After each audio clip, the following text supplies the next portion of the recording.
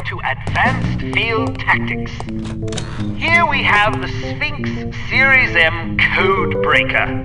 Simply attach it to a standard 10-key security pad, and it will run through a series of combinations until it breaks the code.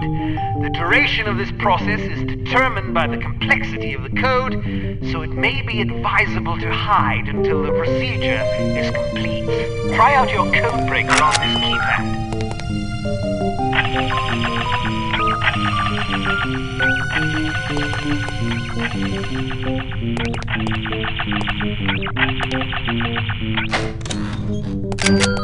We've added an infrared scanner to your sunglasses to help you circumvent the secure... Excellent!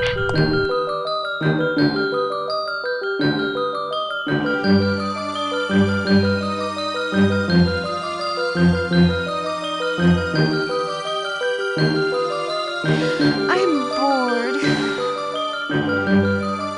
I never have any fun.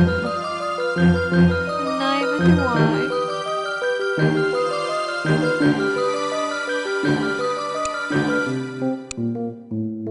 While it's clear that Dumas Industrial Enterprise...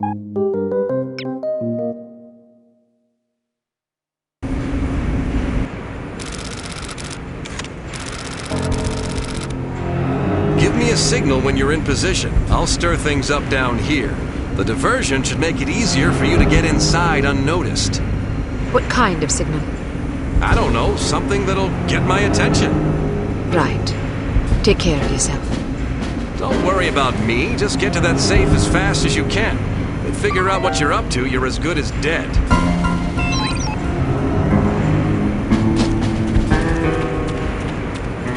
What's with the extra security? I don't know. There ain't much in the way of valuables lying about. I don't give the orders, I'm just doing my job. Me and Fritzy's been alone on night shift for 3 months. Not so much as a kitten's come in here. Who's Fritzy? Me dog.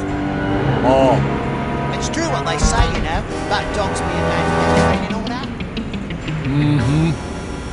Not that I'd turn down a pony, mind you. What do you think about sheep? listen, I'd better make my rounds. Righto then. Or a parakeet. Righto then.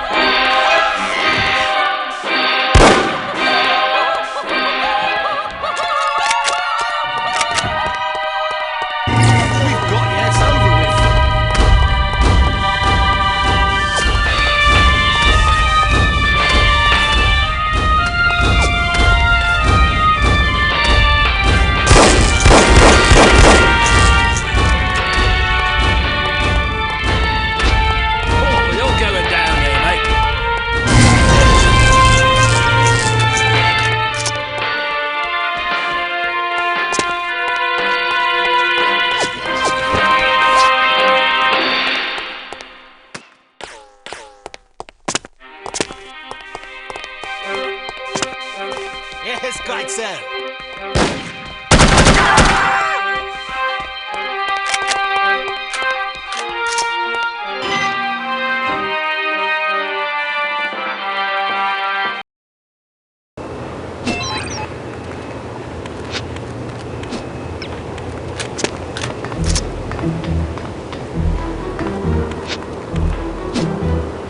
I think something's going on down there. Well, radio and find out. What the hell are we doing up here anyway? If there's really supposed to be trouble tonight, we should be down there where the action is. What have we came up with this plan? Regulation 471.2. Huh? What's regulation 471.2? Don't quit.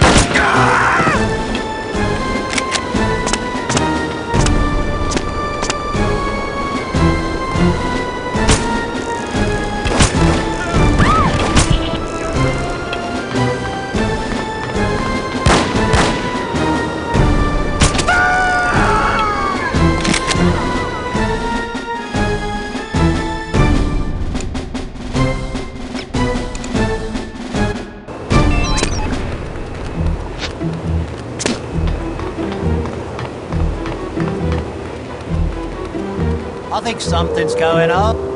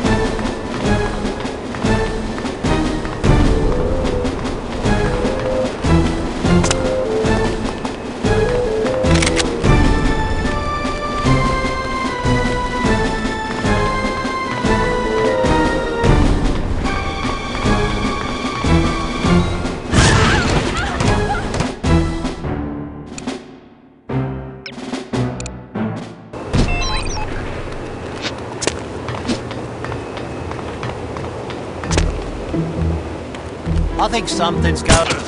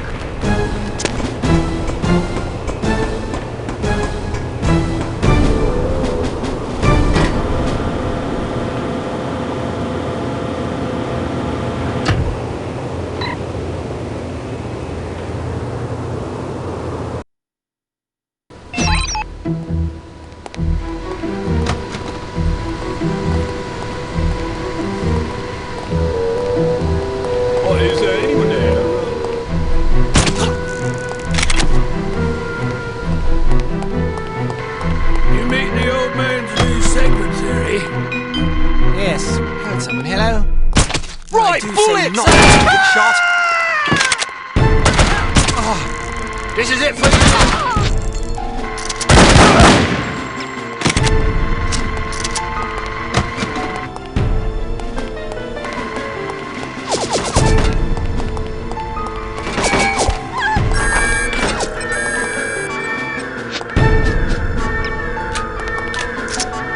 Come on, save us some bloody segment. Something over there.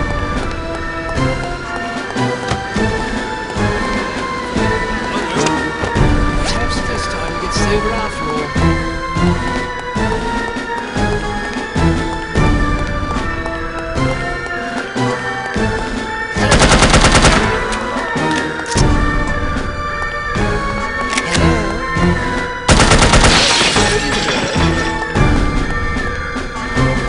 Hello?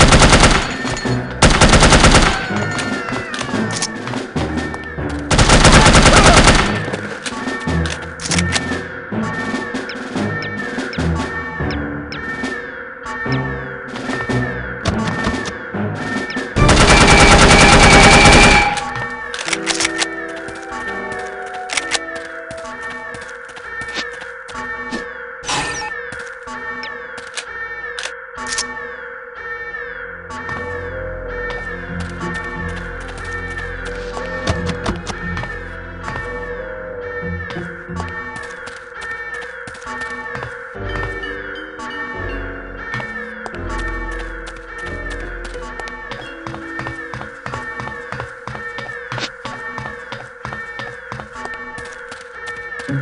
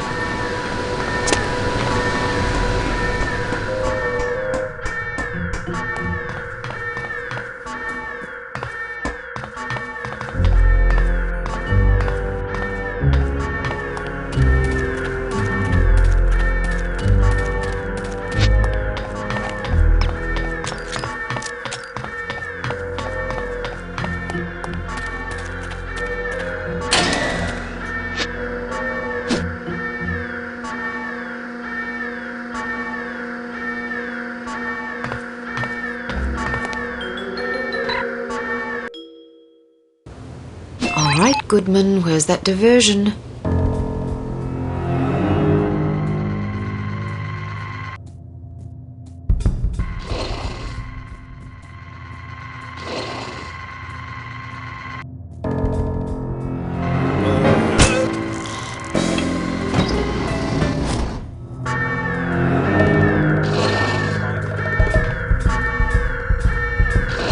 I know you're in here. Stop concealing yourself this instant.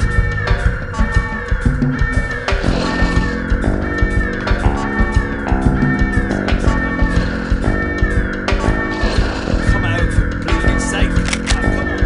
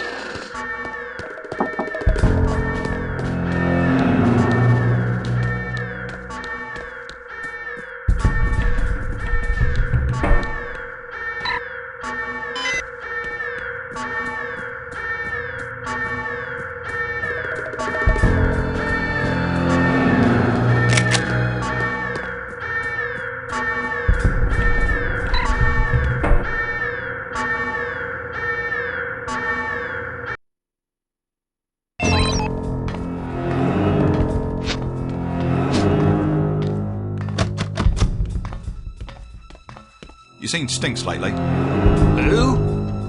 Oh, that can't be good. Hit the dirt! We've got you, it's over with.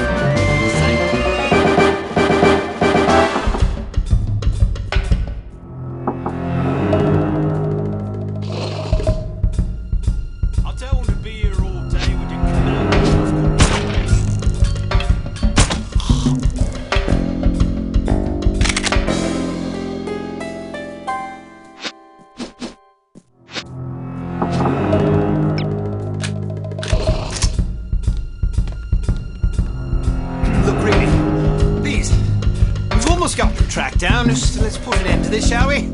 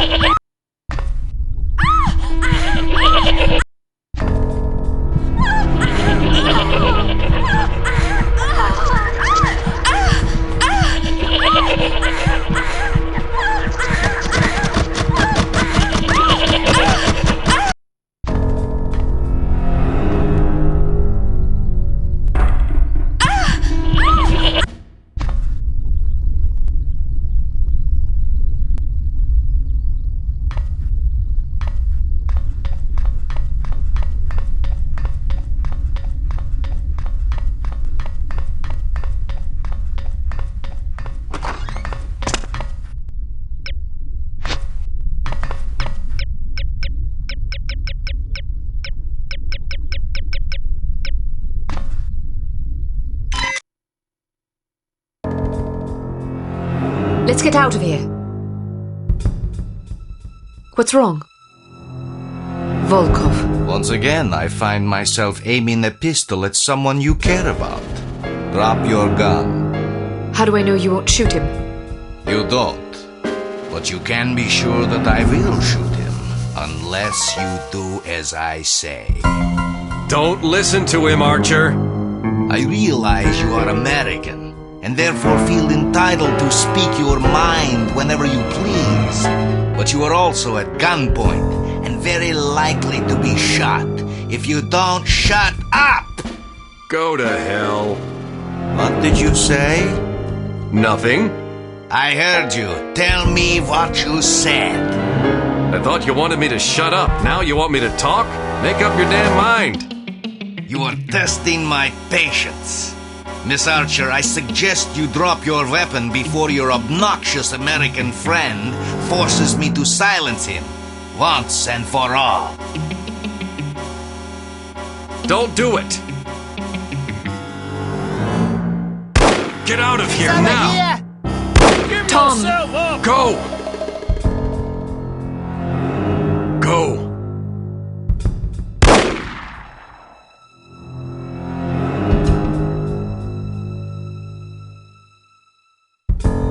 After her! I hope you are pleased.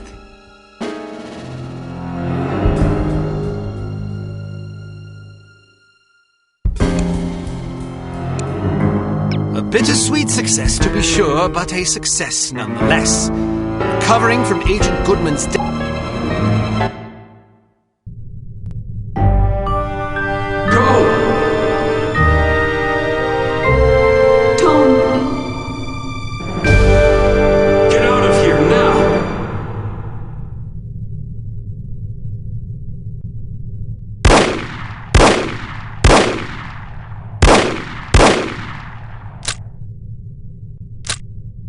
Agent Кейт Арчер, please report to the war room. Thank you.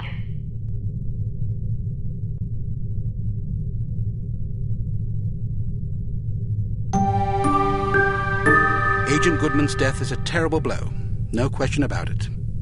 But although this mission was costly, it may well prove to have been worth the price. I wish I could believe that. You mustn't lose sight of our objectives. The sacrifice of any or all of us is a small price to pay to preserve the lives we will save if we are successful. Tom knew the risks. So did Bruno. So do you. Knowing the risks doesn't really prepare you for losing a partner. It certainly doesn't prepare you for losing two. Nothing can prepare you. The loss of an operative is never expected and is always tragic. But as horrible as it sounds, it's also inevitable. It's a dangerous job. Perhaps Mr. Smith is right. Perhaps I'm not up to the task. Rubbish. You've performed remarkably well under extraordinarily difficult circumstances. I confess I was somewhat skeptical at first, but that was before I grasped the magnitude of the situation. In my entire tenure as a field operative, I never once faced a crisis this formidable, and certainly can't say I would have done so with the aplomb and competence you've demonstrated thus far. I didn't realize you were a field operative. Indeed, for 14 years. After the war, I found I was having a hard time adjusting to civilian life. Fortunately, an old acquaintance of mine was recruiting for Unity and happened to ring me one afternoon. I've never looked back. Sort of difficult to imagine, isn't it? Not at all. You flatter me. Anyhow, let's have no more self-pity. What do you say? Yes, sir. So before you served on the committee, you and Bruno were colleagues. And friends. Did you ever work together on an assignment? Frequently. We lost track of how many times we'd saved each other's lives. And you still believe he was capable of treason? In my heart, no. Intellectually, I don't quite know what to believe. No question about it. He was always a steadfast, resourceful fellow. But the history books are full of patriots turned traitors. There's no telling what a man is capable of, given the appropriate temptations. I know what I believe. I admire your conviction, and I pray you're right. Ah, Mr. Smith. I hope you have some good news. Good news would be that we hadn't lost another valuable agent on this mission. What news do we have? Well, our analysis of Agent Archer's photographs is complete. And? We have a possible lead on Dr. Schenker's whereabouts. I think we can classify that as good news. As I said, it's all relative. This H.A.R.M. situation isn't the only crisis in the world, and we're fast running out of competent field agents. Then suppose you get to the point and tell us what we know about Dr. Schenker so we can go fetch him. It's somewhat speculative at this point, but it's possible that H.A.R.M. is keeping him at a secret underground research facility in North America. We don't know the exact location of this facility, but thanks to the files Archer photographed, we know it exists, apparently in the vicinity of a lumberyard in western Washington state. It seems the site is being supplied by an American Railways passenger train. Records and research has dug up evidence of various trains making unscheduled stops in the area over the past 3 weeks. At regular intervals? Indeed, probably to drop off supplies and personnel. We're certain that at least one American Railways engineer is on the H.A.R.M. payroll, although several individuals may be involved. We're looking into it. What's my assignment? Phase 1 will be to apprehend the engineer or engineers in question so that we can interrogate them. Once you're aboard the train... How exactly am I to get aboard? We'll smuggle you into the galley car. Lovely. Anyhow, once you're aboard, you will meet with a contact who will tell you precisely whom you'll need to detain. It is safe to presume that other H.A.R.M. personnel will be aboard the train, so subtlety is advisable. Needless to say, seizing the conspirators will prevent the train from making its stop, so you'll have to be sure to detrain at the appropriate time. Well, after falling out of an airplane, I suppose jumping off a moving train can't be that bad. That won't be necessary. Once your objectives are complete, you must head for the caboose and detach it when you're near the lumberyard. We'll have an agent in place to switch the track and reroute you to an unused depot behind the lumberyard. This area is not likely to be heavily guarded, so you shouldn't have much difficulty getting through. If all goes according to plan, you will rendezvous with another undercover agent who will, we hope, have information that should help you locate the underground base. Then I grab Dr. Schenker and get the hell out. Precisely. We'll have a helicopter nearby awaiting your signal.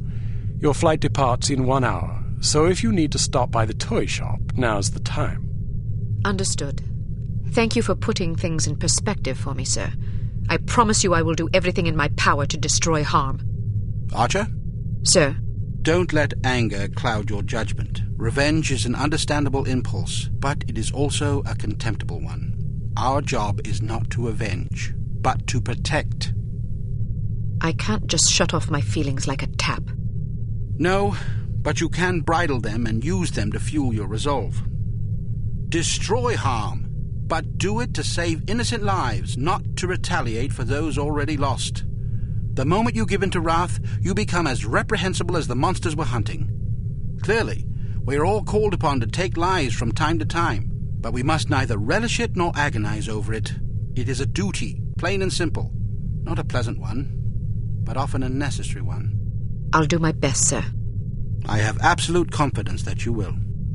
There was one more thing, although I'm not sure how important it is. According to one of the documents Archer photographed, it seems the Baron's wife changed her surname some time ago. Really? So her maiden name isn't McLean? It's Farnsworth. Felicity Farnsworth? Are you quite sure? Positive. Do you know of her? Aye, that I do. When she was 8 years old, her father, a wealthy banker, was involved in a nasty public scandal involving unmentionable acts with a 12-year-old boy. How dreadful. Mr. Farnsworth committed suicide shortly thereafter. Felicity and her mother, by all accounts a vapid socialite, were ruthlessly ostracized by their peers. Guilt by association, presumably. Furthermore, rather than inheriting the fortune she expected, Mrs. Farnsworth discovered that her late husband had left the family in inescapable debt. She went quite mad. Several days after being institutionalized, she hung herself. My word, that poor child. Felicity fell into the custody of an elderly aunt whose lifestyle was apparently rather more severe than she was accustomed to. About a year later, the aunt took a fatal tumble down the stairs. Foul play? No mention was ever made. What happened to the girl? She ended up with a foster family where she remained until she was 14. One night she went out her bedroom window and was never seen again. Or at least no one recognized her. Astonishing.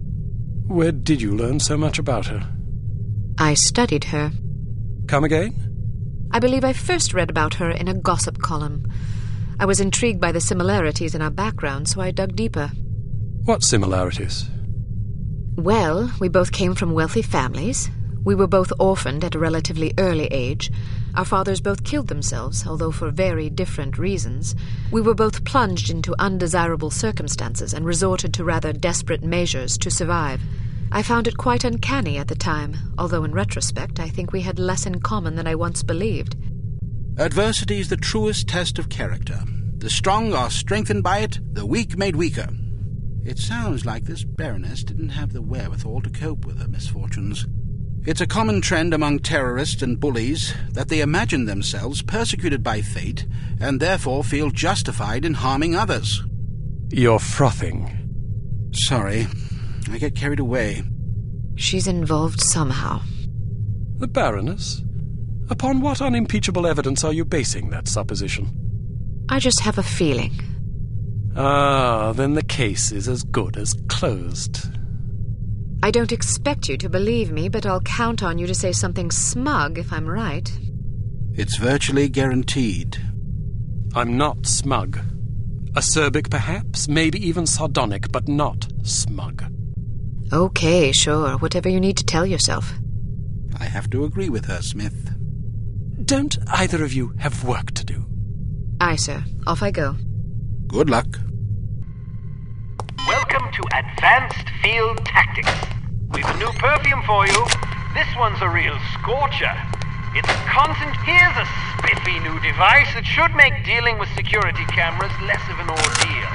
When fastened to a camera, it generates a still image from the camera's viewpoint that should Excellent.